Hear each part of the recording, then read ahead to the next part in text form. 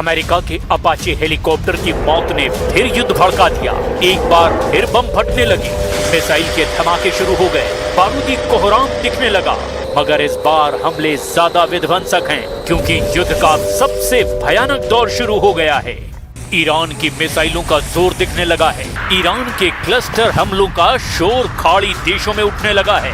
Iran सारे बीच कसता जा रहा है। ईरान धमाके कर रहा है। मिसाइलें दुश्मन देशों के साथ अमेरिका को भी दहला रही है।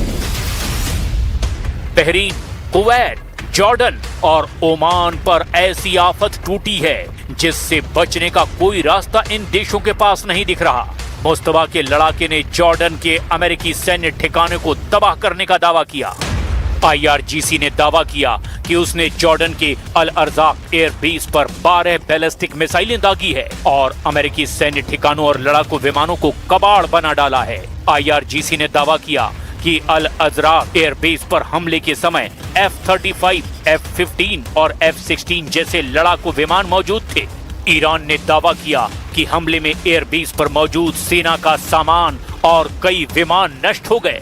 IRGC ने दावा किया कि उसने जवाबी हमले में दुश्मनों के कुल 18 अहम ठिकानों को निशाना बनाया।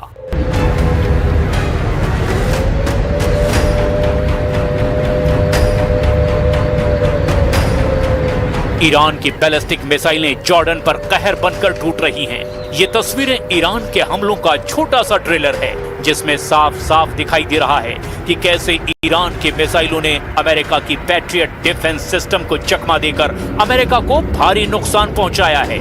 ईरान ने जॉर्डन के मुअफ्फह अल साल्टी एयरबेस को सबसे बड़ा टारगेट इसीलिए बनाया क्योंकि यहाँ ट्रम्प के F-35 जंगी जेट तैनात रहते हैं। बहरीन ने ईरान के हमलों से हुए नुकसान की तस्वीर भी साझा की। बहरीन में ईरान के ड्रोन बम फटे हैं। ड्रोन विस्फोट से बहरीन की ये बिल्डिंग ढह गई है। बारूदी धमाके से बिल्डिंग के आसपास खड़ी गाड़ियां भस्म हो गई हैं। ईरान हथियारों से जवाब देने के साथ ही अमेरिका और इजराइल को फ्यूल बम से दहलाने की धमकी दे रहा है। ईरान ने अमेरिकी हमले शुरू होते ही हॉर्मुज स्ट्रेट ब्लॉक कर दिया है।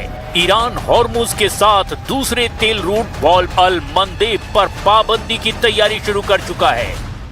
بارگاه مرکزی حضرت خاتم الانبیا صلوات الله علیه اعلام کرد در ادامه شرارت‌های آمریکای جنایتکار و با توجه به آغاز حملات ارتش متجاوز آن کشور به برخی از مناطق جنوب در استان هرمزگان از این لحظه به دلیل ناامنی در منطقه تنگه هرمز برای تردد هر نوع شناور اهم از نفتکش و تجاری بسته اعلام می‌گردد و هر گونه تردد مورد اصابت قرار خواهد گرفت.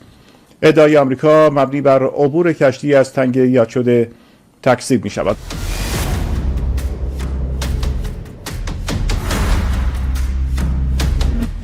ईरान का गुस्सा ट्रम्प के बयान बढ़ा रहे हैं।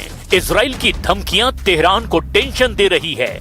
सुप्रीम लीडर मुस्तफा ने एक के बदले 100 धमाकों का आदेश दे दिया है क्योंकि अमेरिका ने ईरान पर 49 टॉमहॉक मिसाइलों से ताबड़तोड़ हमले किए हैं। सेंटकॉम के मुताबिक ये हमले बंदर अब्बास, केशम द्वीप, सीरिक, मिनाब और तेहरान के पश्चिम में करज इलाके में किए गए। अमेरिका के निशाने पर ईरान के सैन्य communication network, air defence system, radar sites और निगरानी ठिकाने हैं।